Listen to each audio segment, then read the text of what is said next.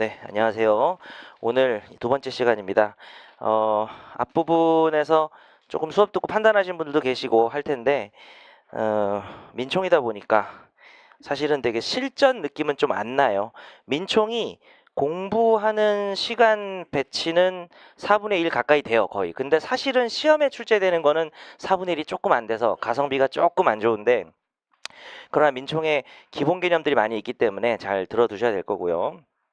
답안지를 쓰면서도 그렇게 이제 데일리 테스트 자체가 좀 적어요, 민총이. 그래가지고 나중에 뒤쪽에 나오는 채권, 제가 뭐 강사는 수업을 다 잘해야 되겠지만 그래도 그간의 경험으로 제가 어떤 수업을 했을 때 학생들이 이게 이해가 안 됐는데 이해가 잘 돼서 이 부분이 좀 점수가 오른다라고 좀 만족도가 높았던 부분이 주로 저는 채권 총론하고 물권법이더라고요. 그래서 채총의 이제 채권 양도나 상계 이런 부분들을 제가 좀 설명을 좀 열심히 해요. 엄청 열심히 하고 물권에서는 이제 물권에서 뭐가 제일 어려운가요? 그냥 뭐 여담이지만 뭐 막 법정지상권 막 뭐 비정양담보 이렇게 얘기하시는 분들도 있는데 여러분 물권적 청구권이 제일 어려운 거예요. 좀 법 공부하다 보면은 물청이 제일 어려운 거예요. 이번에 기록형 어려운 게 물권적 청구권 개념이 없어서 그런 거예요. 그래서 기록형이 어렵다는 게 채권자 대의권하고 뭐 기록 문제를 뭐 많이 풀고 이런 문제보다도 어찌 보면은 이 수업에서 다루는 것들을 확실히 해놓으면 또 기록형 공부하기 좀 쉽습니다.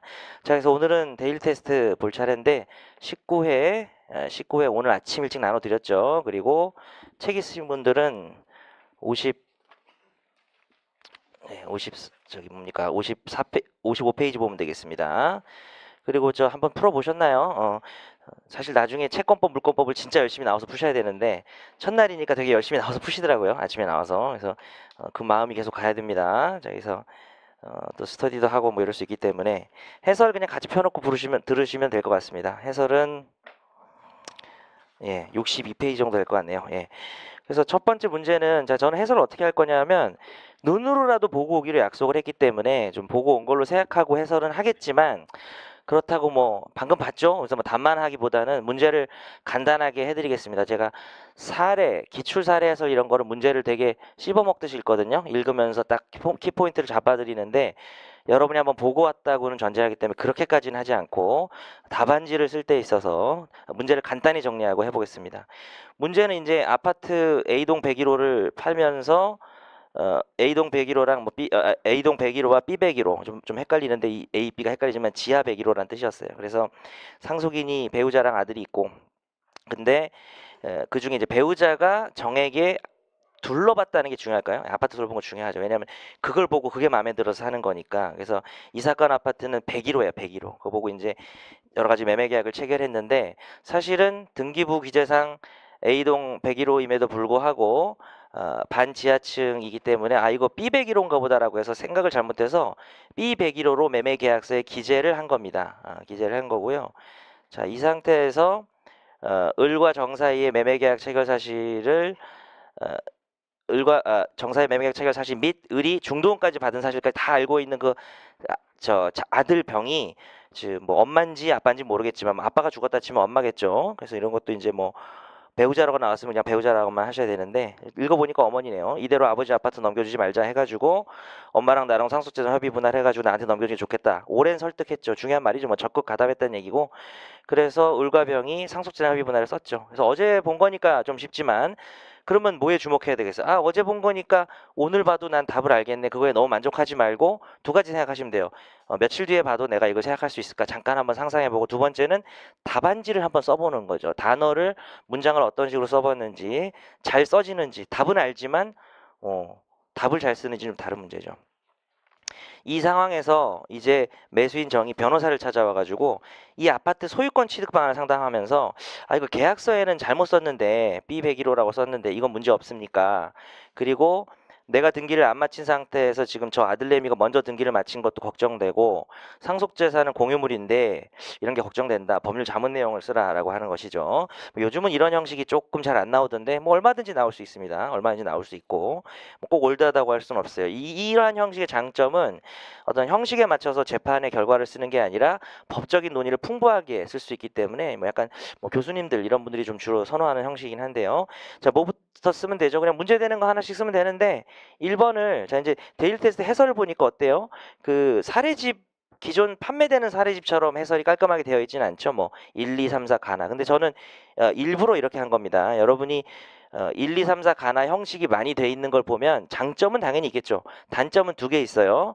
두 개인데 하나 뭐냐면 자꾸 목차 외우려 그래요. 목차 외우지 마시고 지금 논리 순서만 확실히 익히면 됩니다. 난 이렇게 문제가 나오면 요거 순서로 해서 이렇게 결론 낼 거야라는 그 덩어리 중심으로 보셔야지 뭐 소유권이 1번 목차였어 뭐 이런 식으로 자꾸 목차를 외우는 식의 공부를 조금 지양해서 오히려 이제 좀 두 번째 장점이 뭐냐면 빨리빨리 볼 수 있습니다. 이렇게 해서 그냥 논리 중심으로 빨리 볼 수 있고요. 자, 그래서 첫 번째 쟁점은 뭐냐 하면 표시 잘못한 거죠. 근데 둘로 본 데가 101호다. 자, 이거 시험에 나올 수가 있어요. 얘네 둘이 이 눈으로 본 게 101호인데 비백일호를 한 거니까 자연적 해석, 오표시 무해 때문에 성립할 수 있고 판례 쓰나요? 쓰죠. 판례 하나 있었죠. 쉽게 생각하면 거의 제 그 민법의 정석 교재에서 없는 판례는 답안지에 쓸 일이 거의 없다고 보시면 돼요. 근데 있는 판례 중에 제가 발표를 하거나 좀 봐도라고 중요하게 한 거는 언제든지 레디가 돼 있어야 돼요. 답안지에 튀어나올 레디가 돼 있어야 돼요. 자연적 해석 나왔다면 이 판례를 써야 되는 거죠. 국유토지 불화 과정에서 이 말까지 못 쓰면 뭐 더 좋은 건데 굳이 그렇게 안 쓰더라도 뭐 토지를 매매하면서 뭐 감점하지는 않겠죠. 인접 토지를 잘못 기재해도 쌍방이 공통으로 착오했을 때 형식적 문구에 얽매일 게 아니라 진정한 의사를 탐구한다면서 이와 같은 취지의 판시를 했다. 쓰는 방법은 이 판례를 길게 뭐 한 4줄 쓰고 사안포섭을 짧게 해도 되고요. 근데 지금 우리는 사안포섭을 먼저 했기 때문에 짧게 쓰면서 이와 같은 취지의 판시를 했다 이렇게 해도 됩니다. 답안지는 아무 상관이 없는 거예요. 그래서 지금 조금 더 명확하게 하면 지금 이 단락의 결론은 셋째 줄에 있어요. 매매계약은 이 사건 아파트 101호에 대해 성립했다. 이 표현이 있어야 돼요. 이게 소결이에요. 만약에 목차를 길게 쓰면 이게 소결인 거죠. 그거를 뭐 막 목차 나누는 것보다 머리로 이해하고 넘어가는 게 훨씬 빨라요. 많은 문제를 볼 수 있어요. 그리고 우리는 그렇게 해야 돼요. 왜냐면 우리는 모든 쟁점을 다 문제로 볼 것이기 때문에. 자, 그 다음에 두 번째, 세 번째 쟁점을 합쳐가지고 여러분이 아마 안 썼을 것은 187조 안 썼을 거고요. 아무도 안 썼을 거예요. 물론 쓴다고 큰 점수 받는 건 아닙니다. 근데 상속을 통해서 아들과 아내가 자동적으로 당연히 소유권을 취득한다는 건 187조고요. 1005조나 1000조, 1003조도 이거 뭐 다 외워서 뭐 100% 써야 되나요? 그런 건 아니지만 다 나열하자면 이렇다는 거예요. 그리고 상속이 문제가 되면 대표적으로 나오는 1000조, 1003조, 뭐 1009조 이런 것들은 좀 봐두셔야 되겠습니다. 이 부분을 쓴 사람은 없을 거라고 생각을 해요. 거의. 그래서 뭐 큰 점수 차이는 안 나지만 챙겨두자라는 의미고요. 그래서 애초 을이 정에게 매도하는 매매 계약은 아예 처음부터 바로 잡습니다. 자기 소유 지분 부분은 매매를 잘했지만 아들 지분은 타인 권리 매매라고 썼습니다. 569조. 569조면 뭐 써야 되겠죠, 이거는. 여기서 을 자신의 소유인 5분의 3 지분의 경우에 뭐 이게 뭐 작은 목차로 나눌 수도 있어요. 5분의 3 지분, 나 5분의 2 지분 뭐 이렇게 할 수도 있죠. 정이 매수를 했는데 등기를 안 마친 상태에서 을병이 이렇게 협의 분할을 해서 병으로 등기를 했기 때문에 1015조 단서 안 쓰면 감점입니다. 이 문제는. 상속재산 분할 소급표 때문에 혹시 보호되는 제3자가 맞느냐? 아니다. 그래서 아들내미가 5분의 3 지분의 소유권을 취득하게 됐다. 정확하게 얘기하면 소급해서 상속 개시 시점에 취득했다는 말을 뭐 쓰면 좋은데 이 문제가 상속 개시 시점인 사망 시점인 날짜도 안 나와 있어요. 그래서 그냥 대충 쓰면 됩니다. 그런데 병은 위 매매계약 사실 잘 알면서 배임행위 적극가담, 판례가 적극가담 법리를 여기다가 적용을 해서 이 5분의 3 지분 부분이 103조 위반으로 매매 무효. 그래서 5분의 3 지분 부분이 등기 무효. 논리적으로 쓰세요. 뭉뚱그려 쓰지 말고 매매가 무효니까 지분도 등기가 무효가 되는 것입니다. 그렇게 됐고요. 자, 그러나 5분의 2 지분에 대해서는 여기 그렇게 중요하진 않아요. 이 문제가 나오는 것 자체도 대박인데 아직 안 나왔다고요. 나오는 것 자체도 대박인데 뭐 5분의 2 지분까지 중요하진 않겠지만 한번 써봤습니다. 타인 권리 매매고 이전해 줄 의무가 있는데 오히려 재산협의 분할로 병에게 등기를 맞춰였기 때문에 요거는 이행불능이나 담보 책임 뭐 이런 거를 물을 수는 있겠습니다. 근데 그걸 자세히 쓰면 망하는 거죠. 왜? 문제를 다시 보세요. 자기의 소유권 취득 방안이라고 밑줄까지 쳐줬어요. 소유권 취득 방안을 놓았는데 손해배상이 뭐 얼마니 계산하고 있으면 다 필요 없는 거예요. 그래서 그런 거는 2번 손해봅니다. 그거 쓰느라고 시간 낭비하고 그 자리에 다른 거 못 쓰고 그래서 3번 손해 볼 수도 있어요. 나중에 시험 중 보다가 발견하면은 어이씨 이래가지고 멘탈 붕괴 오고 그럴 수 있으니까 묻는 것만 써주시고요. 제가 그 말은 여기 했죠. 설문은 소유권 취득 방안을 상담했기 때문에 자세히 안 쓰는 게 맞다. 그렇다면 정은 자 마지막 여기가 중요한 결론이죠. 본론 내지는 자신의 의뢰에 대한 매매 소위 등을 보전하기 위해서 의뢰 무자력 여부와 상관없이 이 말 들어가면 되겠죠. 의리병에 대한 5분의 3 지분에 관한 말소 등기 청구권을 대위 행사하는 방안을 제시한다. 이 부분을 더 길게 써도 돼요. 뭐 예를 들어서 피보전, 채권, 비대위 권리 써도 됩니다. 저는 그냥 줄여서 썼어요. 404조 안 쓰는 사람이 정말 많더라고요. 예, 채권자 대위하는데 404조 안 쓰면 안 돼요. 예, 이거는 그냥 써주시고요. 자, 근데 이때 746조가 존재하는지 문제가 되나? 뭐 문제가 사실 배점도 없고 그래요. 그래서 그냥 쓸 수도 있고 안 쓸 수도 있고 큰 줄거리와 빠뜨리면 안 되는 키워드를 챙기는 데 중심을 두시면 되겠습니다. 그래서 키워드 표시하는 연습을 좀 해보시고요. 자, 그래서 이놈의 등기를 말소한 후에 다시 의뢰에 대해서 이거 빠뜨리지 말라 그랬어요. 이거 빠뜨린 사람 있나요? 예, 의뢰에 대해서 5분의 3에 대해서 소위 등 청구를 해야죠. 대위 행사만 하고 어제 내가 분명히 얘기했죠. 야, 뭐 대위 행사만 하고 신난다 하고 하지 말고 반드시 문 닫고 자기 권리 소유권 취득 방안을 물었으니까 소위 등 청구하라는데 분명히 오늘 안 쓴 사람이 분명히 있을 거예요. 그죠? 그런 걸 챙기라는 거예요. 이 시간에. 자, 이런 기초적인 걸 챙기면 실전과의 거리는 가까워집니다. 근데 이거 자체가 힘들어요. 어제 수업을 듣고도 하기가 힘들고 또 가정을 했을 때 몇 주가 지난 다음에 이 문제를 내가 디밀면 또 잘 안 나오겠죠. 그건 어쩔 수 없어요. 그러나 이런 마인드만 있으면 돼요. 지금은 어제 봐서 그래도 내가 생각이 나고 그러고 답안을 썼는데도 조금 부족하다. 그럼 내가 어제 봤는데도 빼먹는 부분이 뭔지를 일단 제 1순위로 체크하시고 두 번째로 이걸 내가 한 달 뒤에 보면은 쓸 수 있을까를 잠깐 상상해 보시고 어렵다 느껴지면 발표하면 되는 거예요. 그 문제 아셨죠? 그래서 어제 봤으니까 좀 너무 쉬웠다. 요 부분 자기가 제일 잘 알기 때문에 상상을 잘 해보시고 근데 그거보다 제1과제는 어제 봤는데도 내가 답안에 표현하지 못한 것을 챙기시면 정말 이걸 우리가 20번을 하잖아요. 20번을 하면 답안 작성 실력이 몰라보게 항상 됩니다. 그래서 앞에 1교시가 제일 중요할 수도 있어요. 이걸 잘 활용하려면 여러분이 해야 돼요. 이걸 해야 됩니다. 대일 테스트를. 자, 그다음에 문제 2번은 복수 차원에서 보겠습니다. 문제 2번은 이런 거는 뭐 제가 이게 선행학습하는 친구들 했던 거 문제를 뺄려다가 그냥 안 뺐어요. 근데 우리도 문제 2번은 쓰지 말고요. 시간도 없는데 그냥 입으로 하고 넘어가시면 돼요. 그죠?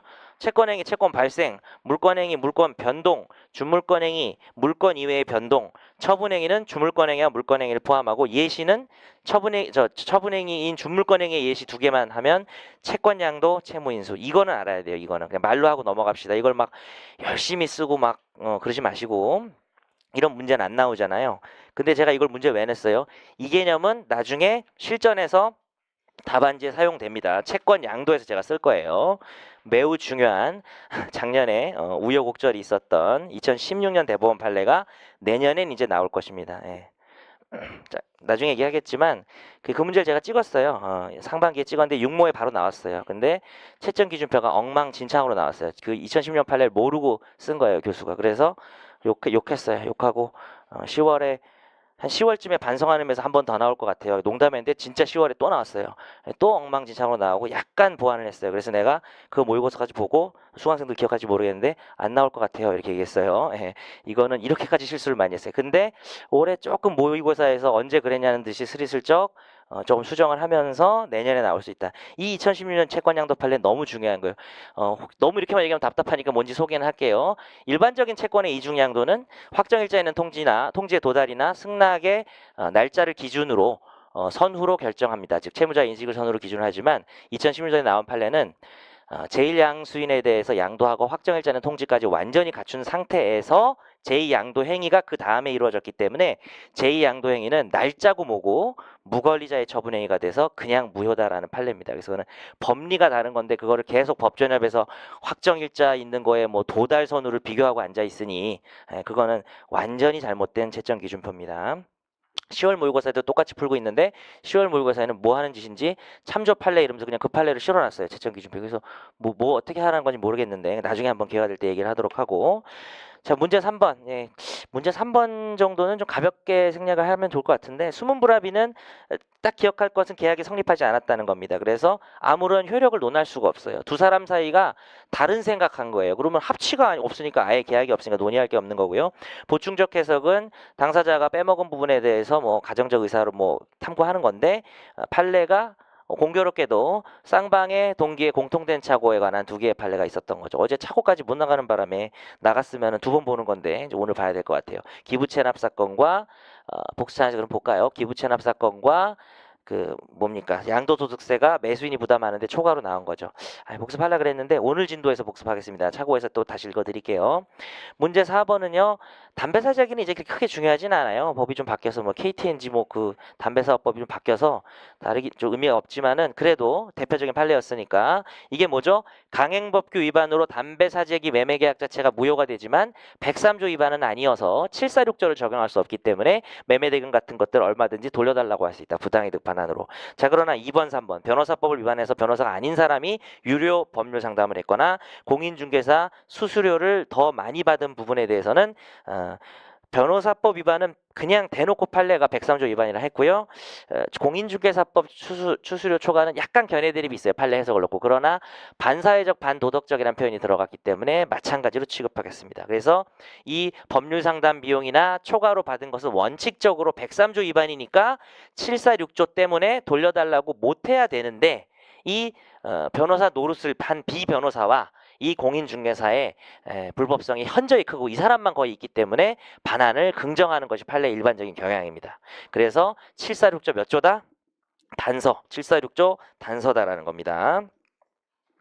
그러면 결국 746조 단서는 사실은 741조로 가는 거예요. 746조 단서는 부당이득 반환을 다시 하라는 거니까 또 741조를 써주시면 됩니다. 뭐 안 써도 큰 상관은 없으나 메인 조문을 써줘야 되겠죠. 문제 5번. 자, 이런 건 술술술 외워야 돼요. 판례가 설시한 103조 위반의 유형. 동기의 반사회성은 자세하게 써라. 내부 동방. 법률행위 내용 자체가 반사회적이거나 두 번째 결부된 사정. 예를 들면 강조금. 법률상 강제를 하고 있다든지 그 다음에 반사회적인 조건이 붙어 있다든지 그 다음에 금전적 대가가 들어가면 안 될 것 같은데 금전이랑 결부해가지고 되게 문제가 있다든지 그런 것들은 다 103조 위반이에요. 자, 그 다음 문제 드는 게 동기의 반사회성이죠. 동기의 반사회성은 표시되거나 상대방에 알려진 그냥 외우세요. 표시되거나 상대방에 알려진 동기가 반사회적이면 결론이 뭐죠 근데? 그냥 법률행위 전체가 무효가 되는 겁니다. 동기만 가지고 법률행위 전체가 무효가 되는 것은 아니지만 표시되거나 알려진 동기가 반사회적이면 그 동기는 사실 법률행위의 내용은 아니었잖아요. 내용은 아니었는데 표시되거나 알려졌으면 뭐 거의 내용에 준한다고 봐야 되거든요. 어쨌든 법률행위가 통으로 날아가는 거예요. 예를 들면 교수 20인 공저에 맨날 나오는 게 그거라 해서 퇴폐 영업 목적으로 임대차 계약하는 거예요. 오피스텔 같은데 임대차 계약은 아무 문제가 원래 없어요. 그런데 동기가 퇴폐 영업을 할 거였어요. 근데 그거를 임대인도 알고 있었어. 여기 뭐 잘 되겠네요. 영업 막 이딴 소리 했어. 그러면 표시되거나 알려졌으니까 뭐가 무효다? 임대차 계약이 그냥 무효라고요. 임대차 계약이 무효면 어떤 일이 벌어질까요? 거기서 어제 봤던 2016년, 17년인가 헷갈리네. 그 판례가 연결될 수 있는 거예요. 임대차 계약이 무효면 어제 봤던 판례는 농지임대차 기억나요? 갑자기 복습합니다. 농지임대차는 강행법규 위반이긴 하지만 103조 위반까지는 아니었어요. 그래서 결론 어떻게 됐지? 사실 데일리 테스트에 없어요. 그래서 제가 데일리 테스트에서 없는 거를 중에 중요한 복습은 꼭 할 겁니다. 그래서 농지임대차는 강행법규 위반이니까 무효니까 차임 받을 수 있다 없다? 못 받아요. 근데 차임 상당 부당이득을 받으려고 그랬더니 만약에 103조 위반이면 103조 위반인 계약으로 주고받은 것은 돌려달라고 못하는데 사용 수익하게 해준 것도 사실은 불법 원인급여가 될 수도 있을 뻔했다는 거예요. 그 판의 전제는. 그 집에 가서 한번 읽어보셨습니까? 다시요. 임대차 계약을 했는데 임대차 계약은 날아갔어요. 근데 이게 103조 위반이라면 심지어 이 판례가 담고 있는 논지는 103조 위반이면 주고받은 걸 돌려달라고 못하는 거잖아요. 부당이득을 746조 때문에 사용 수익하게 한 거에 차임상당 부당이득도 돌려받다고 못한다는 거예요. 103조 위반이면. 근데 이 판례는 뭐라고 했어요? 농지임대차 무슨 요즘 소장농 있니? 뭐 그런 거 없으니까 103조 위반은 아니에요. 그러면 부당이득 반환은 받도록 한다는 거죠. 참 그게 어려운 판례예요. 근데 내가 지금 예를 든 거랑 이어보면 어떨까요? 내가 예를 든 거는 퇴폐 영업인데 퇴폐 영업이 표시됐으니까 103조 위반이죠. 그럼 이것도 사용 수익한 차임 상당을 부당이득 반환을 받을 수 없게 될 수 있다는 거예요. 물론 그런 판례는 없어요. 근데 그 2016년이요, 7년이요. 그 판례의 논리에 의하자면 2017년 같은데 왠지 그죠? 2017년 그 농지 그 되게 한 번에 폈어. 26페이지.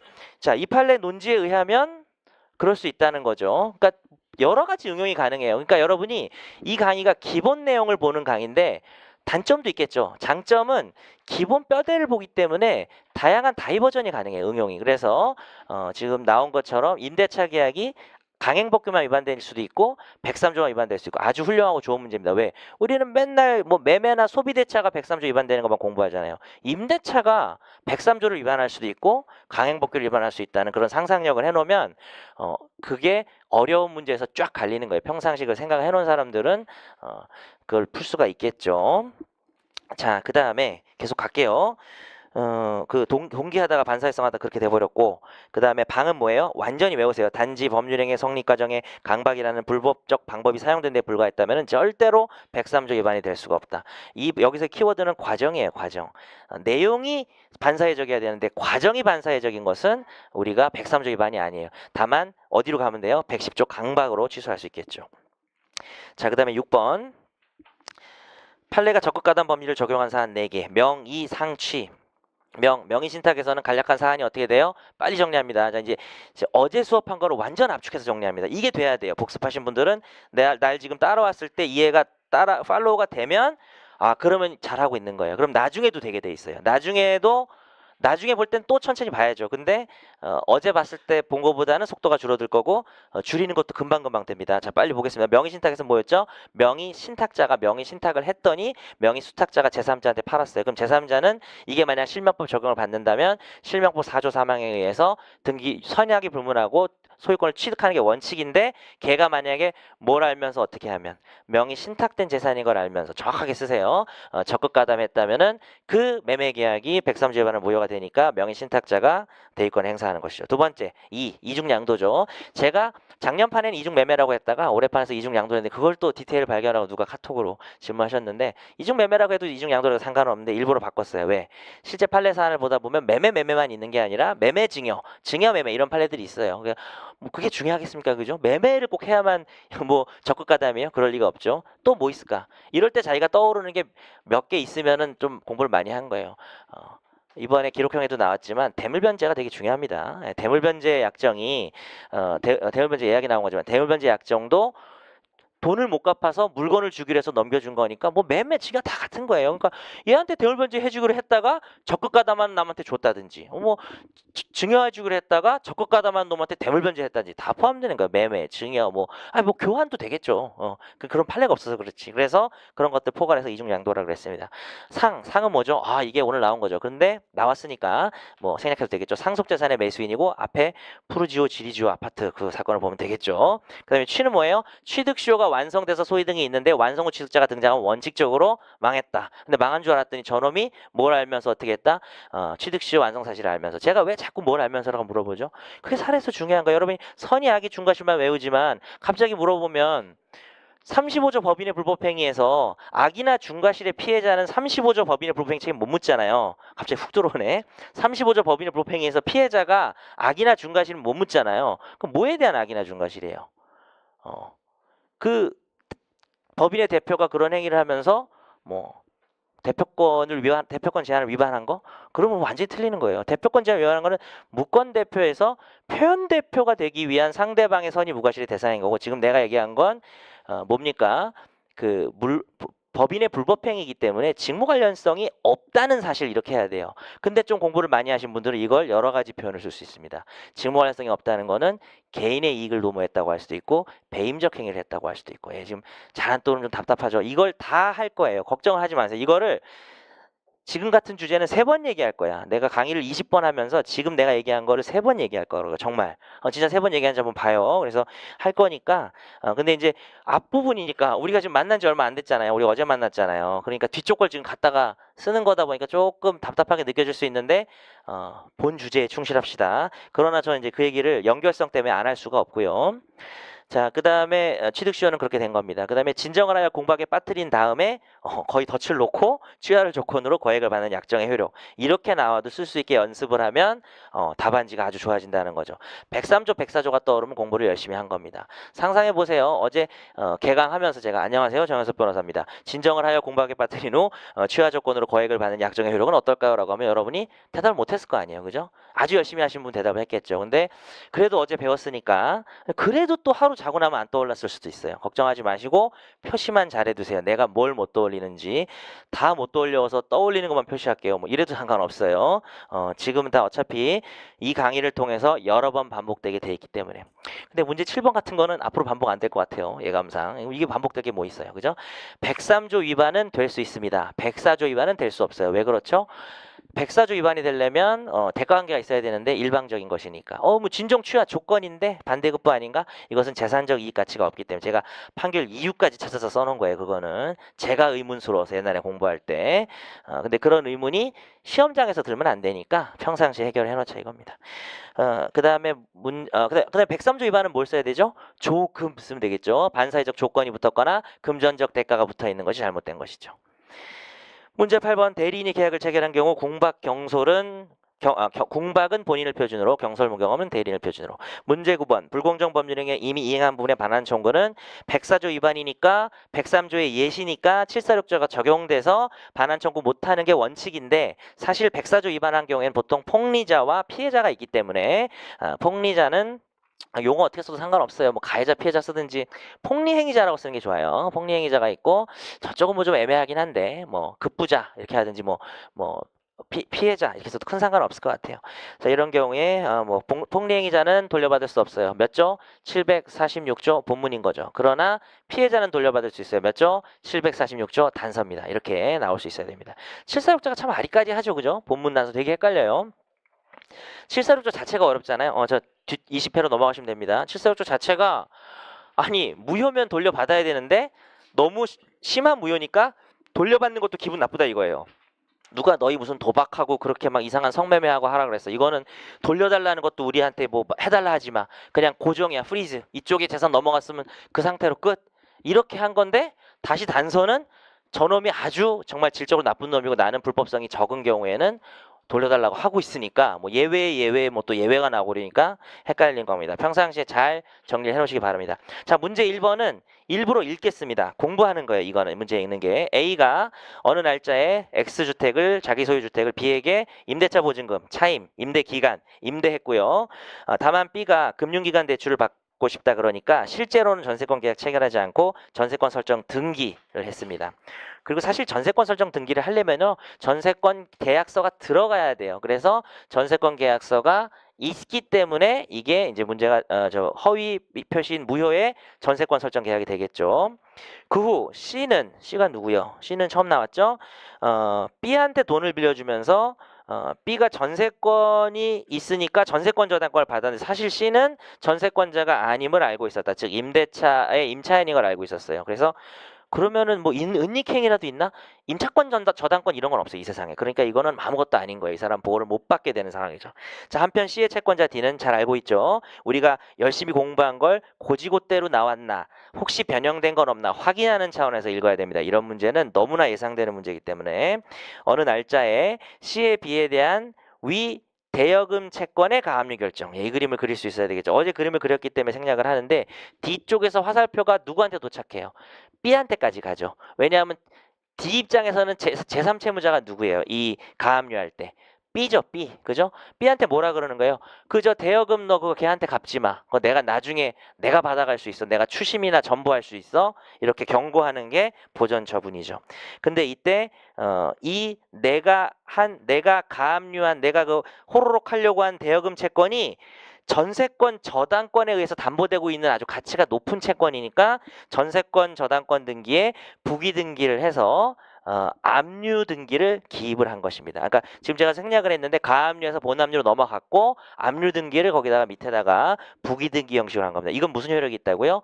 내가 압류 등기나 지금 이게 부동산 압류예요?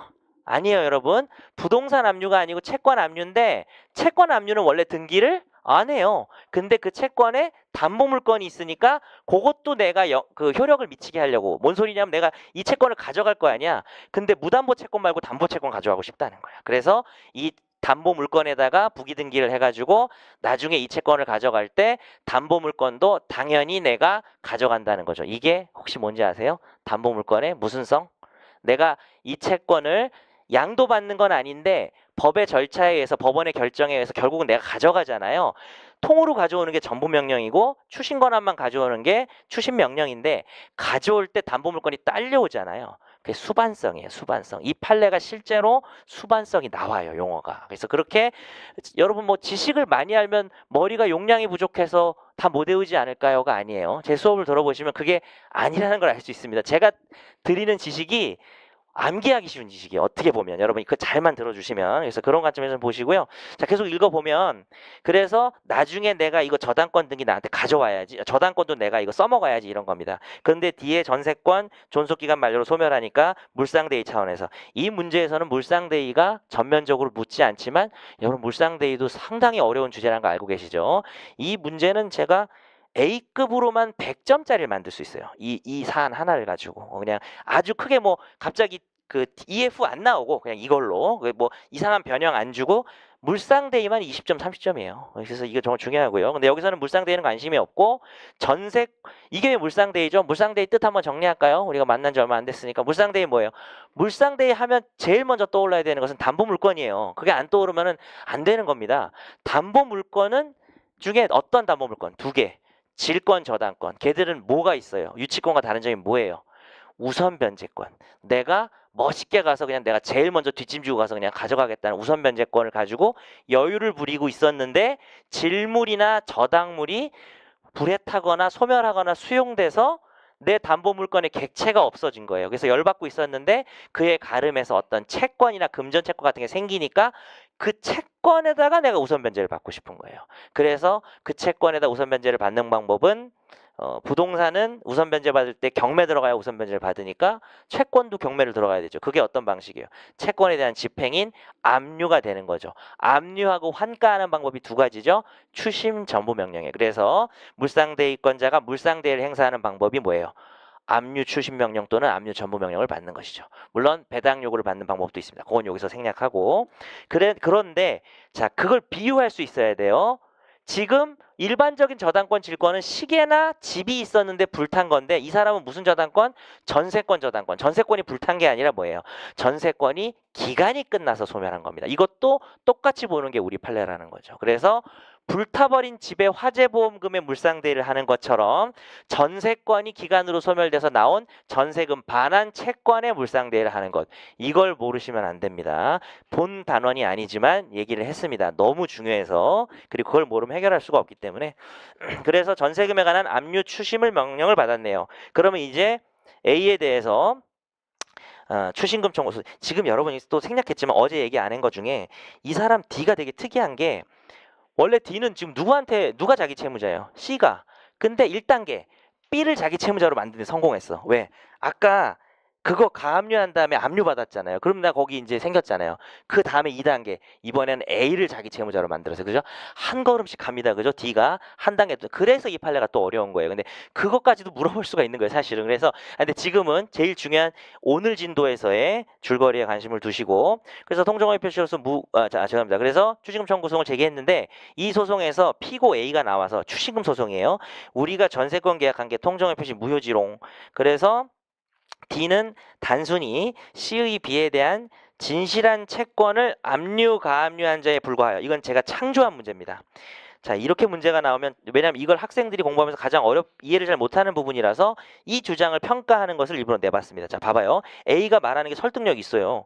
야, 너는 C의 채권을 가압류했고 나랑 상관이 없는데 우리는 전세권이 허위 표시인데 너 전세권하고 네가 이해관계를 맺은 건 아니지 않아? 라고 얘기를 하는 것이죠. 이 개념이 참 어렵죠. 우리가 알고 있는 그동안의 허위 표시에서의 전득자는 집을 팔았더니 가짜로 팔았더니 그 집을 또 사고 뭐 이런 사람이었는데 이런 차원까지도 나올 수 있는 거고, 안심할 수 있는 말씀 하나 드리면 이게 가장 어려운 거예요. 허위 표시에서. 그죠? 이게 최대한 나간 겁니다. 그래서 단순히 진실한 채권을 압류, 가압류했기 때문에 허위 표시로 형성된 법률 관계를 토대로 새로운 이해관을 가진 자가 아니다. 이 문장은 이 세상에 없어요. 제가 창조한 거고 아주 독창적인 문제입니다. 그래서 그렇게 알아두시고, 그러나 그 뒤에는 아주 유명한 대비해야 되는 유력한 A급 주제가 됩니다. 설령 그렇지 않더라도 C가 악이니까 너는 보호될 수 없다. 예, 이건 그냥 아주 쉽게 그대로 출제될 수 있습니다. 그냥 쓰시면 되죠. 판례는 이런 사안에서 악선도 보호된다. 이거 그냥 풀어서 쓰시면 되죠. 그래서 따라서 임차인 B의 연체 차임을 모두 공제하는 바이며 현재 임대차 보증금 반환 채권은 한 푼도 남아있지 않다. 자, 이 주장을 하려면 이것이 전세권이 아니라 임대차다. 전세권은 통정의 표시로 무효다라고 주장을 해야만. 자, 어제 제가 막판에 좀 빨리 끝냈더니 누가 질문하셨는데 다시 정리해드리면 제가 소년부 소원이라는 두 문자를 드린 거는 갑자기 좀 생뚱맞게 들어서 많이들 헷갈리신 것 같은데, 임대차 보증금이라면 소년부 소원을 공제할 수 있는데 이 사건은 사실은 임대차 보증금이지만 전세권의 외관을 만들었고, 근데 그거에 대해서 선의의 제3자가 있다면 그 사람 눈에는 그게 뭘로 보여요? 전세권으로 보이고, 그 선의인자한테는 임대차 보증금을 보증금이라 부르지 못하고 전세금이란 말밖에 못하니까 소년부 소원을 공제할 수 없다는 뜻이었어요. 제가 그 매듭을 안 지어드렸더니 누가 질문을 하시더라고요. 그러나 그 사람 눈에 아무리 보이는 건 그래도 전세금으로는 보이기 때문에 공제할 수 있는 게 하나 있다 그랬어요. 315조. 어제 가서 읽어보셨나요? 315조는 A급 조문이에요. 여러분이 안 보는 A급 조문입니다. 자, 그래서 지금 이 사람은 꼴을 보아하니 보증금이라고 주장해서 연체 차임을 공제하고 싶어 하는데 이것은 전세금으로밖에 주장을 못하기 때문에 공제를 못할 걸로 보이는데, 거기에 쓰는 논리 과정은 두 개입니다. 1번, 이해관계를 맺은 제3자로 볼 수 있는가, 전득자로서. 2번, 악선도 되는가. 뭐 2번은 제가 설명 안 해도 되겠죠. 1번을 봐야 되는데, 자, 여기서 어떻게 요약했는지 빨리 읽고 끝내겠습니다. 자, 65페이지 봅니다. A의 주장은 통정의 표시 제3자에 관한된 것인데 임대차 계약을 체결했고 전세권은 안 했는데 전세권 계약은 통정의 표시 무효다. 108조 1항 이런 거 써줘요. 첫째 줄에. 근데 108조 2항은 선의 제3자 대항을 못하는데 선의 제3자가 누군지 판례를 안 쓰면 말이 안 되지. 지금 얘가 지금 제3자인지 아닌지를 논의하고 있는데, 그래서 허위 표시의 당사자 포괄 승계인 외의자로서 외형상 형성된 법률관계를 토대로 실세법, 실질적으로 새로운 법률상 이해관계를 맺은 자를 제3자로 해석한다. 해제 제3자와 달리 완전한 권리를 취득하지 않은 자도 보호되는 걸 본다. 이게 아주 중요한 이슈는 여기서는 뭐 크게는 아니었기 때문에 짧게 썼습니다. 사안에서 허위 표시로 형성된 전세권에 저당권을 설정한 C는 누가 봐도 저당권의 목적물인 전세권에 새로 이해관계를 가진 제3자인 건 맞습니다. 그러나 악이라서 보호가 되지 않습니다. 이거를 한 줄 써줘야 돼요. 주인공은 D지만 C에 대해서 언급을 해줘야 D에 대한 언급이 쉽습니다. C부터 벌써 제3자가 아니면 D는 뭐 아무것도 아니기 때문에, 그러나 악이라서 매우 아쉽다 이렇게 쓰면 되고, 그 다음 D의 경우를 보면 1번 판례는 뭐라 그러냐. 자, 이 부분이에요. 어떻게 줄여나 봅시다. 빨리 읽을 텐데 이게 이해가 되나 봐봐요.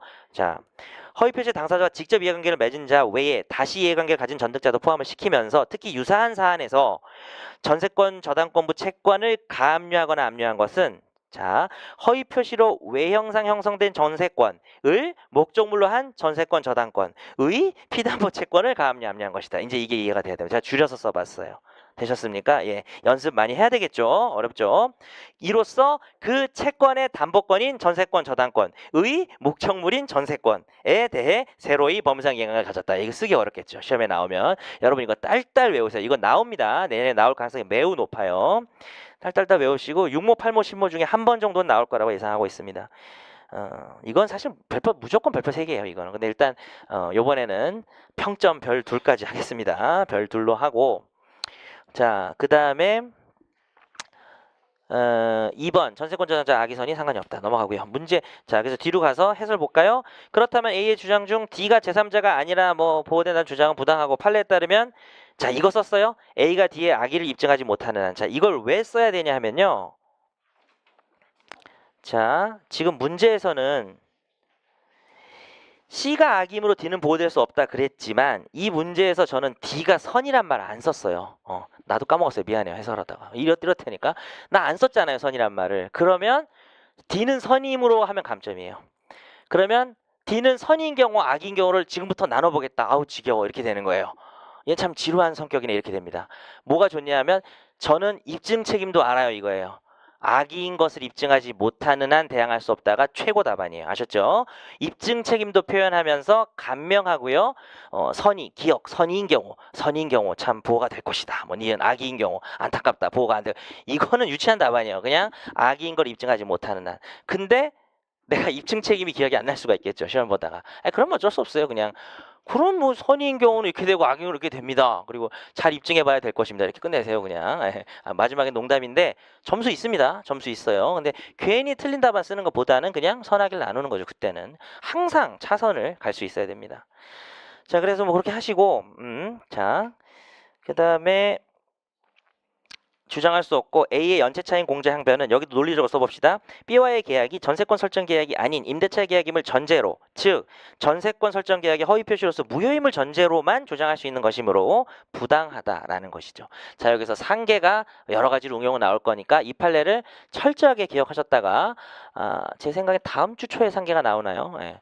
그리고 진도표를 보다 보니까 공교롭게도 토요일 진도가 되게 중요하네요. 여러분 토요일에 꼭 나오세요. 토요일이 채권자 대위와 채권 양도 뭐 이런 거였던 것 같아요. 그래서 자, 그다음 문제 2번. 자, 문제 2번 맞췄어요? 내가 문제 2번을 어제 스포를 안 하려고 내가 애를 썼는데, 자, 이거는요 형식상 채무자로 기재해두고 은행과 상이한 내용을 설명하고, 자, 저는 일부러 양해를 그렇게 외우라 그래 놓고 양해란 단어 안 쓰긴 했습니다. 양해는 뭐니 뭐니 해도 그 판례에서의 가장 중요한 키워드예요. 은행도 양해하에, 그에게는 책임을 지우지 않을 의도하에, 이런 것들이 키워드인데요. 은행하고 상의를 했으면 당연히 양해가 된 거죠. 그죠? 그래서 대출 한도가 넘으니까 은행하고 지금 묘안을 짜낸 거예요, 둘이. 그럼 당연히 은행도 알고 있는 상황이죠. 이렇게 됐을 때 가짜 채무자 을, 진짜 채무자는 갑이죠. 이렇게 돼서 잘 봐요. 을을 승낙을 받아서 대출에서 대출 받았다. 첫째 단락까지. 자, 두 번째 단락.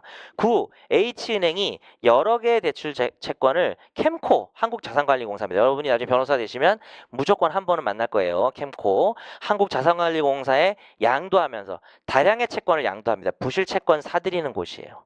그래서 위 을명의의 대출 계약서상의 채권도 양도하게 됐고, 이 사실을 을에게 통지합니다. 채권 양도니까. 그럴 수 있죠. 이거 실제 판례예요.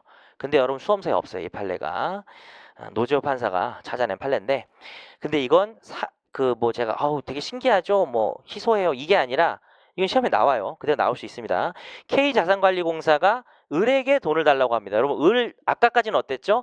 을은 자기는 형식상 내세워줬고 은행도 양해했기 때문에 안심. 나는 실질적 당사자가 아니거나 설령 당사자로 보더라도 뭐다? 통정허위 표시라서 돈을 갚을 필요가 있었어요, 없었어요? 없었죠. 어제 거기까지 수업한 거예요. 차명 대출에서 원칙적으로 이름 빌려준 애는 돈을 갚아야 되고 비진입 표시가 아니라 그랬는데, 만약에 걔가 형식상 내세워진 것이고 금융기관도 양해했으면 통정허위 표시니까 돈 안 갚아도 돼요 하고 끝났어. 나는 더 얘기를 안 했는데 이 채권이 양도됐잖아요. 이게 실제 있었던 사건인데 얼마나 중요하겠어요, 그죠? 캠코는 통정허위 표시의 제3자가 될 수 있나요? 될 수 있죠.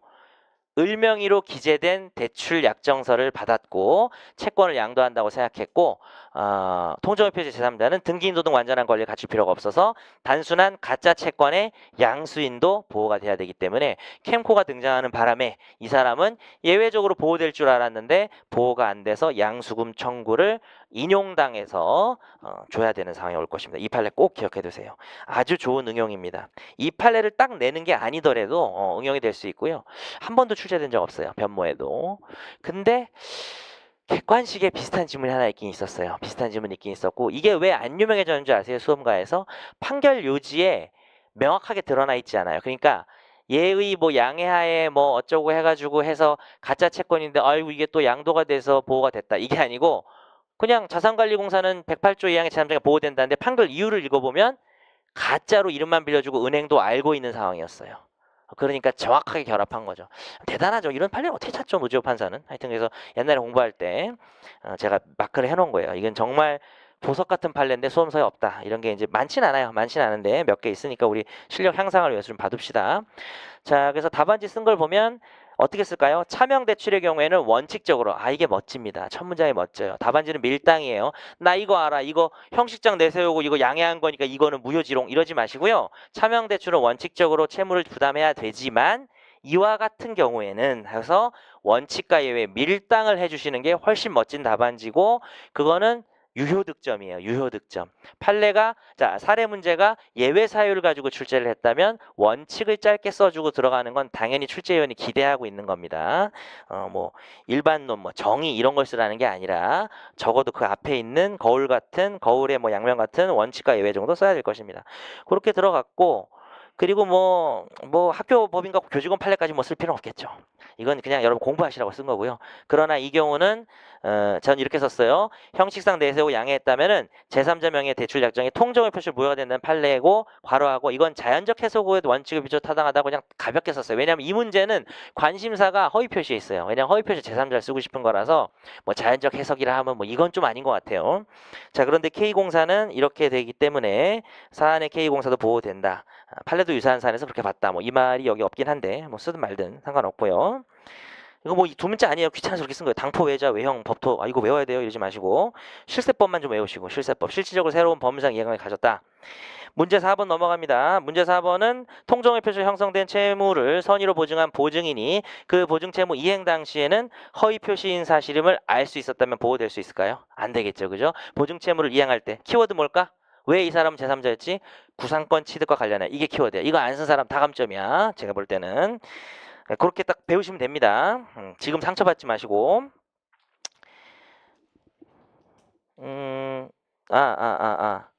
내가 답을 잘못했네. 미안해요.